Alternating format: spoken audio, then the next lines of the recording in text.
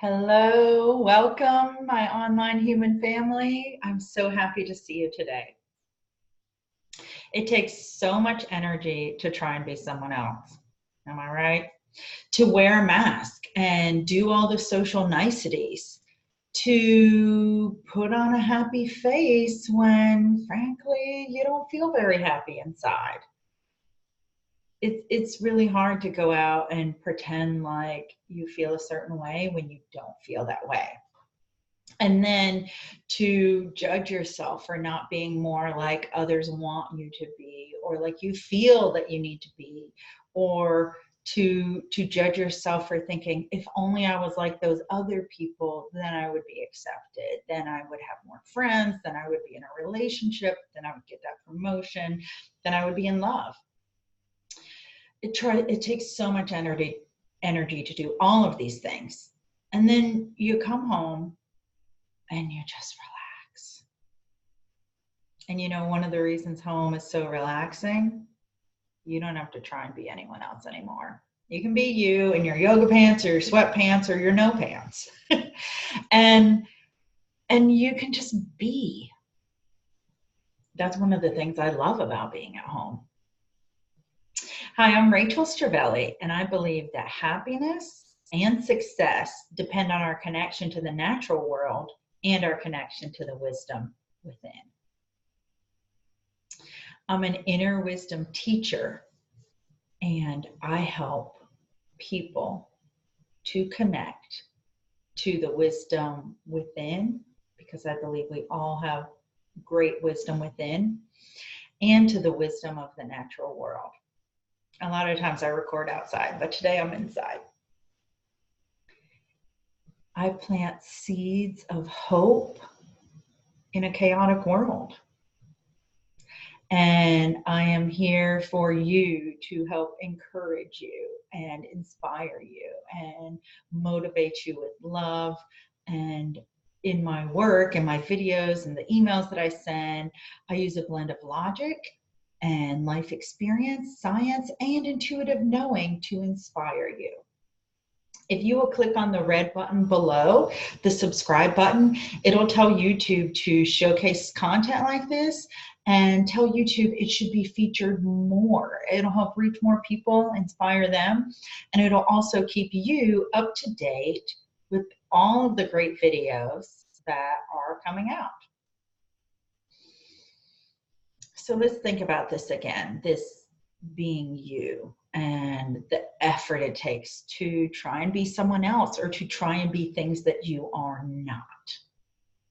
And on another day, I'll talk about self-improvement and reaching for things, but this is all about ways in which you're trying to be something that you're not and you don't actually want to be that. Think of all the emotional energy you put into these other things, into trying to be something else. And then I want you to think about the amount of energy it takes to just be you. What comes naturally to you? You know, I'm just me, you're just you. What we have, some of it is life experience and some of it is just who we are, what we were born with. We each have inherent value. We were naturally designed, and it's amazing. We can honor this value within. And we can find a way to express it even more. And I believe there's not a flaw with you, even if you have things that, you know, people might define as flaws. There's not anything inherently wrong with you. Now, I know some of you might be thinking, but I've got this disease and a heart condition and whatever. I want you to just pause for a moment and just feel my overwhelming appreciation for you as you are and believing that you are great as you are. There's nothing wrong with you. And actually, I think in contrast, not only is there nothing wrong with you, you are inherently an amazing, absolutely incredibly designed human being. I mean, we think technology is amazing. The human body is pretty amazing. Even if you have health issues or defects or whatever you want to call it, the rest of you is still pretty amazing. And I love you. I love the things about you. I love all your unique, crazy, weird qualities and quirks even the things that might annoy other people. I love the things about you that you love. Some of those things that annoy other people are actually the best things about you. You know, you probably heard about how sometimes the things that bring couples together are the things that 2 years into it and 5 years into it are annoying the other person. Some of the things that you might not be crazy about are the best things about you. When you lean into your essential nature, when you tap into the flow of what I call your spiritual DNA, it changes the way that you show up in your life. Being that way, being more of yourself, tapping into more of your essential nature gives you tons of extra energy and brain power and heart power. You can put that extra energy, that power towards whatever it is that you're working on, whether you're writing a play or you're composing music or learning a new fitness technique or creating a new fitness technique, building a business, raising children, whatever. We have a lot of things that we want to put our energy and our creativity into and things that we want to bring into the world. But when we're putting energy into trying to be something different and trying to be something else, that's energy that we aren't putting into the thing that we're really invested in. And when you become more you, more of this essential nature of yourself, and when you work on this thing that lights you up like nothing else, that is just such a good life. I know when I'm working on things that light me up, writing articles, recording these videos, coaching, speaking in front of groups, it lights me up so much. And I'm energized. Even if when I started it, I wasn't actually that energized. But now you might be thinking, okay, Rachel, but how am I going to be more of myself? Like that kind of sounds like a weird, like conundrum, puzzle. Well, so think about it this way. We live in a world that likes to share with us a lot of messages on how we need to change. I mean, you probably, if you've been online or had any media on, you've already been bombarded with ads. Drive this new car, buy this fancy luxury purse, use this workout bike, read this latest book. Everybody's reading it. You got to know what's in it. You got to apply the ideas. Listen to this person. They're the guru that everybody listens to. If you don't do what they're doing, you must be wrong. Use this kind of eyeliner. Oh my gosh, it'll make you so gorgeous and amazing. But you know what? I think you're already gorgeous and amazing. And not to say that you can't do other things to improve your life, but how many of those messages, I wonder how many of those people have your best interest in mind? You know, some of them created something that solved a problem that you have, and that's great. But I know there's some of them, they're not actually thinking about you. Part of it is they don't know you. They don't care about you. They cannot know and care about you like you can. And one of the ways in which you can be more you, in which you can bring more of your essential nature into the world and stop letting the trappings, the ads, all the noise of the world dictate how you feel, how you use your energy, and how you use your time. Because these people, they're trying to tell you how to use your energy, how to use your time, and how to use your money, honestly. One of the ways that you can start tuning that out is to make a commitment to honor and invest in yourself. And I want you to invest in deep appreciation, in deep love, deep acceptance of yourself. Because as I said, all of those other folks, they have other agendas. Some of them don't know you, some of them do. The people in your life who know you, they've got agendas too for you. But I want you to have an agenda for yourself. I want your agenda to be loving and accepting yourself. And that means loving all the weird, wacky, beautiful, idiosyncratic parts of you. Because you know what? I can't love me without loving that this is my color hair and that I've got freckles and that I have to be careful if I'm in the sun too much because my skin burns easily and all of these other things. Like there are things that I could be annoyed about myself. Oh, I wish I was another way. But I'm not that other way. And like I said, it takes a lot of energy to try and do things or try and be another way or try and hate on or criticize myself for not being another way. It takes a lot of energy to do the things that you don't want to do. But think of how much energy you've spent on the past being upset with past circumstances. Just think of that, for example. Think of how you've held on to anger for people who have wronged you in the past. I'm thinking about that right now. And there were a couple people this past year, and I definitely could say that they wronged me. Now, of course, this is my perception of it. This is my judgment of the situation.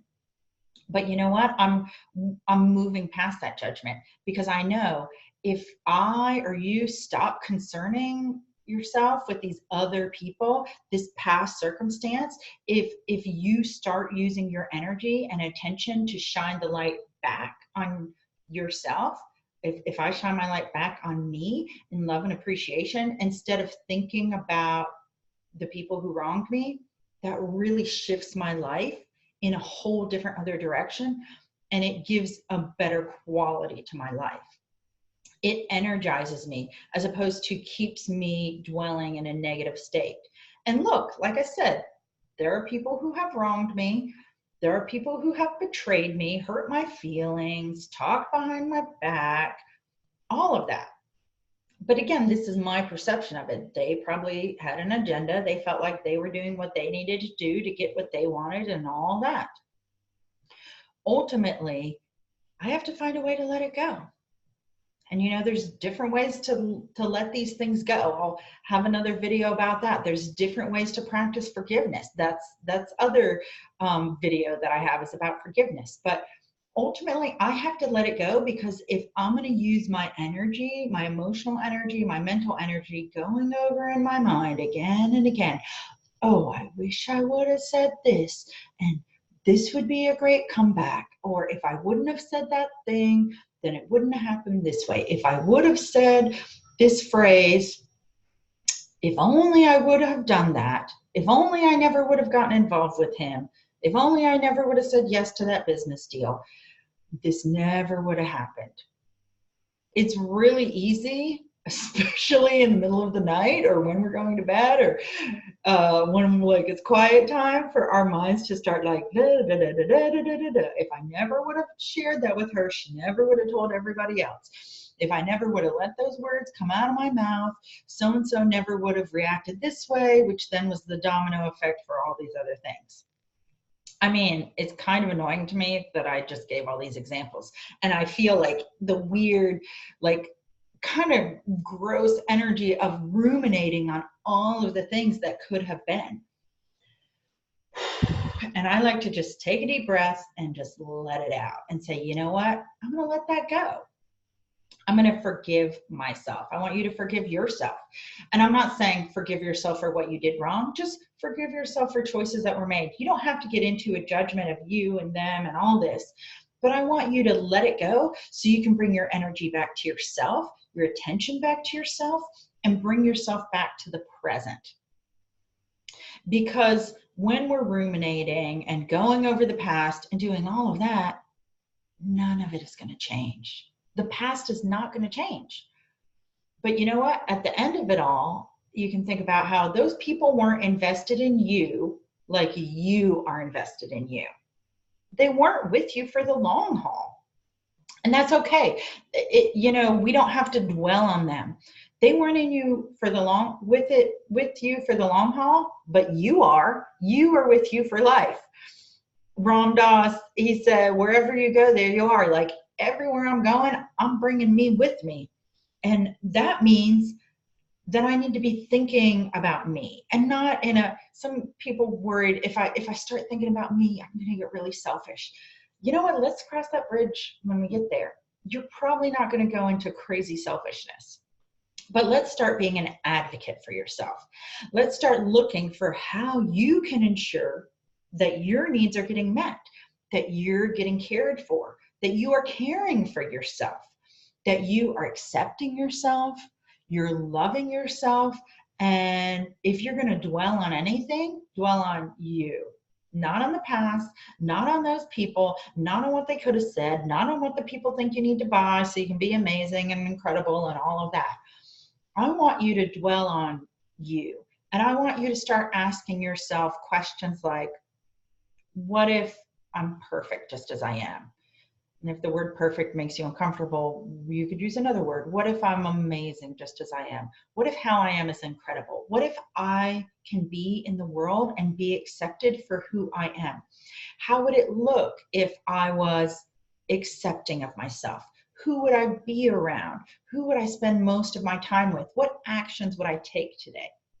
When you start getting into these questions of possibility, these questions that get you to start thinking about what you want for your life and valuing you as the center of your life, being an advocate for you, you do two things. One, your brain likes to find answers to unanswered questions. It's a pattern seeking mechanism. It's one of its main purposes. And so when you give it open-ended questions and when you start asking your mind to think about things, it can't be dwelling on these other things. It's constantly looking all throughout your day for, how can I solve this solution? How can I find this answer for this thing that you have asked me to do? And therefore, you can stop focusing on all the other things, because now you're thinking of, what does it look like when I live a life of self-acceptance? What does it look like when I love myself? How do I treat myself when I love myself and accept myself for who I am? So that's one of the things it does. It makes your mind start looking for the answer to that. The other thing it does is it really starts making you emotionally recognize that you are taking agency or control over your life. You are coming from a state of empowerment, and that feels really incredible. You're not focusing on the past and these other things. You're focusing on you and the present and what you want for your life. And I think that's an incredible way for you to work on letting go some of these other things and focusing on you and being more you and bringing more of your essential energy and amazing qualities into the world. All right, thank you so much for tuning in. I hope that you got a lot of value of this. Let me know in the comments what you think, and if you have another video that you'd like me to make. And as I said, I'll link to videos on forgiveness and letting go. All right, I love you. Take care. Bye.